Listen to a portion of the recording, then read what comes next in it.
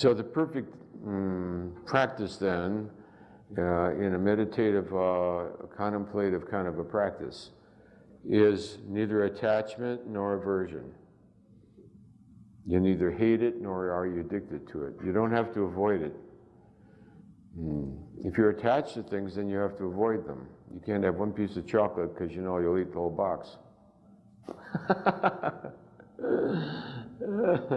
I remember when I finally got off chocolate, and I'd released, I'd let go of chocolate for a long time, and chocolate kept coming up. Finally, I completely lost any desire, thought, or appreciation for chocolate altogether. And I said, wow, I'm off chocolate. I'm free of chocolate. I got unhooked from Diet Pepsi years past. Now I have one can all day. So all these things you get hooked on.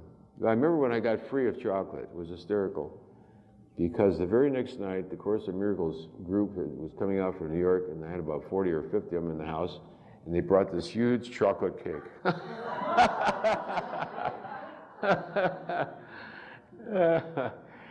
So I didn't have to avoid it, because I wasn't going to get hooked by it again. So I could either have the chocolate cake or not have the chocolate cake. It was a great sense of freedom. I didn't have to avoid it for fear I'd get hooked on it. And the same with Diet Pepsi. I finally got unhooked from Diet Pepsi. And now I can have a can or not have a can. There was a time if I left the house and there was no Diet Pepsi with me, I had to turn around and drive five miles back to the house to get a Diet Pepsi. That's being hooked, right? All right, now if I leave without a Diet Pepsi, I don't need one. So the freedom to enjoy things then means being free from aversion or attraction. You do that through the spiritual disciplines. The major ones that you don't have to go to a guru who's at 800 to get off these very important ones. You're looking at 200 to 2. You're looking how to get to 250. You're not looking how to, you don't have to have a world famous guru or something. Because this is spiritual practice to let go of your attachments and your aversions. And once you're free, then you're much quicker, you're much more free to move up more rapidly. So I think these basic spiritual things, asceticism versus addiction, all these things are very important. So the 200s are extremely important because it's really there that you go free. You see? The experience of God over here is freedom. Huh? God, experience of God, once you're over 200 over here, where is God over here? He's,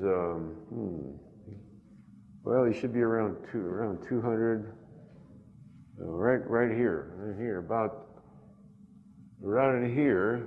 I don't know what happened to God is freedom. My God view is one of, freedom is supposed to be in there. It must be on a different chart of it.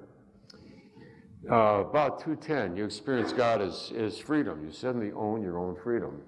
That you're free to choose. You're not hooked this way and you're not hooked that way. And God's experience is freedom. So it's sort of an exuberant state of spiritual growth when you realize that God is not vindictive. Any other questions on the subject?